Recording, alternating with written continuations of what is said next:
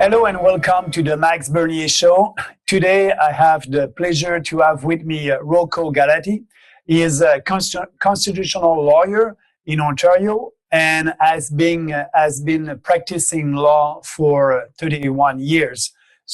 And right now it's very important for the future of our country because Mr. Galati is suing the federal government, the provincial government, concerning COVID-19 and some measures that these government want to implement. So, Mr. Galati, if you want to explain a little bit more to our viewers, what is the detail of your action against the federal, the provincial government?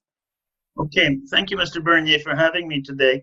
On July 6th of this year, I filed a 191-page statement of claim in the Ontario Superior Court suing the federal, provincial, and the municipal government for their COVID measures.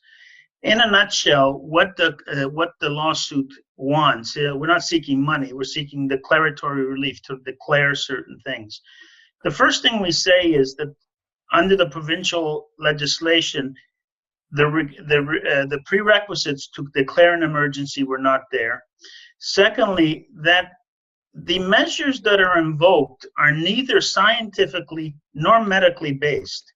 They're simply political measures taken because the science and the medicine does not support those measures. And we plead the science and we plead the measures. There's been an overreaction of the measures which have inflicted constitutional rights, the right to free thought, assembly, association, the right to life, liberty, and security of the person, and the infringement of equality rights, especially for the physically and neurologically disabled, and as importantly, the aged population. 84% of all those who have died, they say, of COVID complications have died in long-term care facilities. And if I can add, that's the same thing here in Quebec also, yeah. In Italy, it was 96%, for instance. So older people, the seniors of this country who've contributed their entire life to this country are meeting an end they don't deserve. So Jane in room 2 can visit John in room 3. They can't have their family visit. They're so restricted, and they're actually dying more from the measures than they are from any influenza or COVID virus or SARS-CoV-2 virus. So all these measures infringe our constitutional rights, and there is no justification because the government cannot justify these measures scientifically or medically. In the statement of claim, we cite over 43 world experts who from the first 2 weeks have said these measures are unwarranted, they're not justifiable, yet YouTube, Facebook, and the CBC, Radio-Canada, censor these voices. 3 of them are Nobel Prize winners in their field, yet their messages get taken down as, quote, misinformation.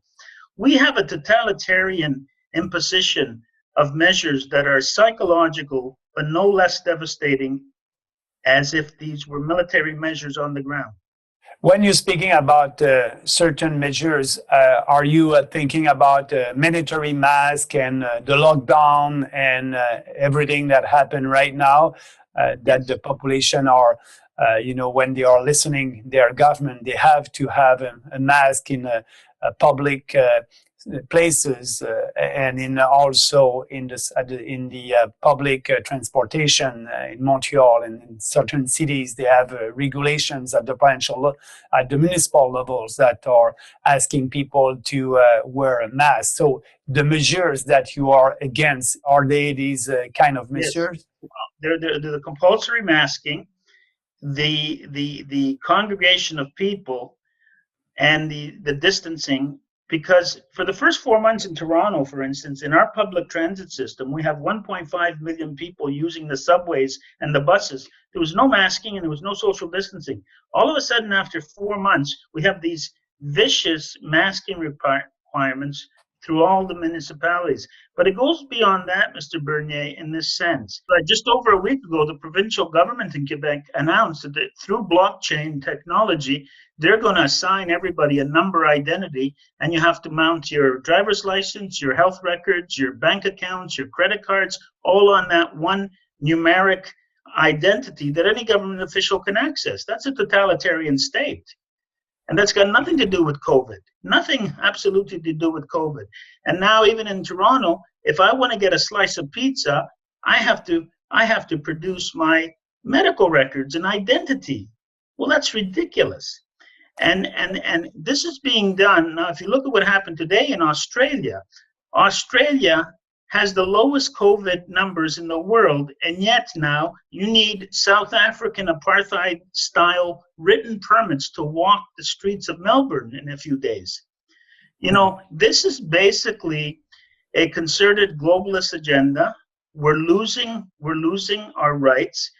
And I ask people, you know, if you don't have the wherewithal to research the science, the medicine, or even the law, just use your common sense and ask yourself, are the political and policy choices that the governments are making in Canada, do they make sense? For instance, does it make sense that a local hardware store, clothing store, shoe store had to close down, yet Walmart, Costco, the big corporations, they could sell everything under the sun because they had a corner of their store was selling food? And now you have a point there. You have a point there because I said previously that every business is essential, and the government, the government was picking winner and loser. They were the one who decided which kind of store can be open during that lockdown, and I think it was unfair. So, are you having that argument also in your lawsuit? Yes, we seek a declaration that the irrational and illogical closure of business is an unlawful search and seizure contrary to the charter. It's like taking that property from the store owner. And there was no rational, there are more people in a Walmart than there are at a local hardware store. It's easier to social distance in a small business than it is in a big mall. And so people have to ask themselves, this is not logical. If it's really, truly a health measure, these measures are not logical to that health concern. So, for instance, look at schooling now. In Ontario, they said kindergarten to grade 3, the children don't have to wear a mask. But grade 4 to grade 12, they do. Well, wait a minute. They're in the same airspace. They're going to be in the same school. You say, well, is this a health measure? No. Why do they say kindergarten to grade 3, they don't have to wear a mask? Because they know children that young won't abide. They'll take it off. But starting in grade 4, they will listen. So this is more of a control conditioning mechanism than it is a health measure. Do you think, Mr. Galati, that some people are saying, you can try to win your action against the federal government and the provincial government, but at the end, they can do it because under the Charter of Rights, there's a sentence saying that that must be we can limit some rights if it's reasonable in a democratic society. Do you think that would be a little bit hard for you to prove your case? No, because under that Section 1, they have to show that it's demonstrably justified in it, and the onus is on the government to prove that their measures are logical, rational, and don't overreach. They can't be bigger than the problem they're trying to solve. So I feel confident that they won't meet that test. Furthermore, Mr. Bernier, there are certain constitutional rights that are at play here that predate the Charter. So if people are familiar with Quebec, for instance, the Roncarelli case, the Seymour case, before the Charter, the Supreme Court recognized the right to assemble, the right to thought, to religion, and the right to be free of restricting your liberty through habeas corpus. Don't rely on the Charter. And Section 1 does not apply to those pre-Charter constitutional rights, which are the same as some of the ones you see in the Charter. So they can't meet that burden. I'm confident in that. And to prove that on your side, you'll have some expert or medical expert that will say the opposite of what we are hearing from people from the government, the expert for the Definitely. government. Definitely. We cite 43 of them that they've censored in the statement of claim. One of our plaintiffs is a professor, PhD, Dr. Denis Rancourt, who's an expert in masking. He's a world expert in masking. And he says this is nuts. And he's come on board as a plaintiff in the action. He feels so strongly about this. So we have the expert evidence to say now the public health officers, it's interesting, are saying, okay, we know that masks do not stop airborne viruses, but we're trying to stop when you sneeze and you cough. And what we say to that is two things. First of all, transmitting the virus by coughing or sneezing wet droplets is very rare. Any virus is transmitted 99% by the air, and the masks don't stop that. That's what the science says. Second of all, if you're trying to stop wet droplets, well, then have people wear the plastic visor. At least you can see their face. They can breathe normally. They can talk to you, and they can be understood. Why the mask covering half of the face? It's a very psychological, devastating way to enforce compliance and remind you psychologically who's in charge, that you're not in charge of your body. You're not in charge of your freedom. The government is, and we're muzzled like dogs. It's a prop of compliance.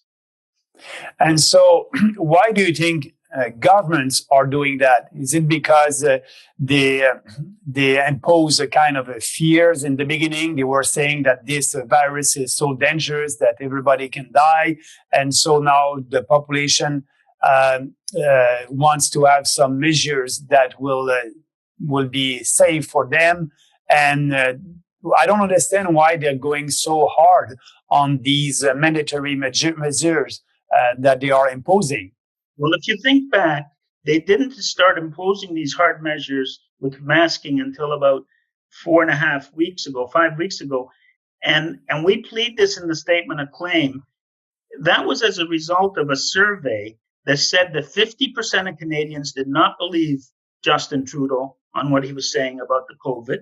19% of Canadians said, we don't think this is more dangerous than the annual flu. 16% of Canadians said, we think this is a vaccine surveillance conspiracy directed by the WHO and the globalists. And 7% of Canadians didn't even believe the COVID existed, whether natural or escaped from a lab. So 1/4 of the Canadian population thought that this is just a political hoax. And the other 19% said it's no more dangerous than the flu, and 50% said we don't believe anything Justin's telling us. As soon as that survey came out, you saw the strict masking laws come down because they felt threatened by people's common sense in reading what was going on. And we've destroyed the economy, and we have a study in the statement of claim, Mr. Bernier, that we cite from 4 weeks ago from the University of Mainz in Germany. They studied all the countries that did not impose measures, and they found that they did no worse than the countries that did impose measures, except they kept their economies. They didn't destroy their economies.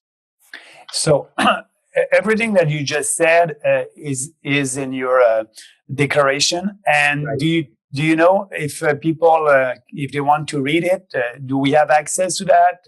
Can we have a link? And we'll be able to look at all your arguments.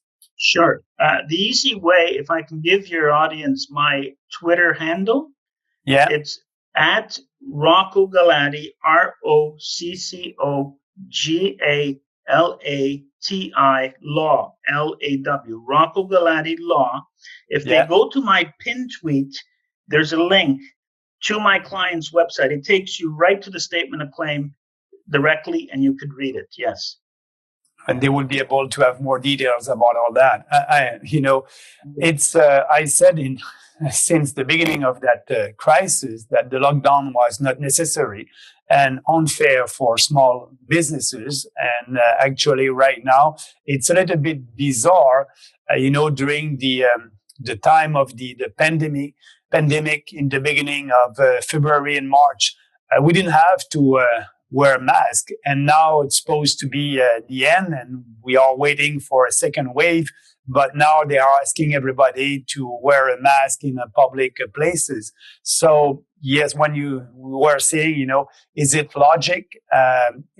It's not logic. And so I hope that, you'll win your case, and we'll see, because I'm afraid of the future reactions coming from our government. I'm always fight for more freedom. And, in Quebec, we had the minister who said, I like Quebecers because they're docile. And, I don't want to be docile. I want to be free and responsible. And you must take your own responsibility. But right now, the states and the federal and provincial governments, they impose limit on our rights. And you are there to fight for us. Right. And Mr. Bernier, win or lose, the only time you can fail is if you don't try. The lawsuit has already brought a lot of conscious people are looking at the issues more carefully. You can go to the statement of claim, because I plead all the medical facts, the scientific facts, the history of this. And you're quite right. I have never seen a virus that conducts itself according to a government schedule. How do they know when the second and third wave is going to come? I mean, they're telling us on a calendar when the second and third wave is coming. People should just use their common sense. They should remember the swine flu of 1976 that never happened, when we went to a similar exercise. But you're quite right. The backbone of our culture in Canada, North America, and the economy is small independent business, and they've gone a long way in wiping this out. A lot of small independent businesses will not survive this. Second of all, they've overnight, in 4 months, have changed their entire way of life. That it's taken us 700 years to evolve into a free and democratic society, following so many revolutions, civil wars, and world wars, that overnight, all of a sudden, we're supposed to be slaves on a leash with a mask. It's just unbelievable. And it's supposed to be the new normal. But we are there to inform people, and the most important, we cannot count on the government to solve all your challenges, and you must count on you. And I think in the beginning we must protect the older people, and that's what the government did not do in Quebec and also in Ontario, and that's why now they try to do everything to be sure that this virus won't come back. But we don't know. We just have to use our common sense, and Right. I'm very pleased that you are fighting against that kind of tyranny. I can say that, imposing a mandatory mask to people when they are in perfect health. It's a little bit too much, but we'll see what will happen. And we'll keep, I hope I'll be able to have an interview with you next time. When do you think it will be, you'll be in from the court this fall or next year, or? Well, I'm preparing the injunction against the masking, and I hope to file before the end of this month. And the earliest date I can get in the court, I'm going to stop the masking in the city of Toronto and at the schools in Ontario. And I'm 3/4 of the way from preparing that injunction, and I'll file it. Obviously, it's up to the courts to give me the quickest date they can. But the courts have been tied up too. That's the biggest damage, in my view, not because I'm a lawyer, is they have suspended Parliament. They've locked up the courts. They have frozen our rule of law here. We're living in a dictatorial environment right now. It's ruled by prime ministerial decree and the ministers. The Parliament has basically been suspended, and the courts are just afraid, and they're closed. They're just starting to reopen in Ontario. Yeah. So we will follow you, Mr. Galati, and thanks for giving us your time. And I'll ask our viewers to go on your Twitter account to have, if they want to have more details about that lawsuit. But I wish you a big success on that for us, for Canadians, and for our freedom. That will be important for the future of this country. Thank you very much for having me, Mr. Bernier. Thank you.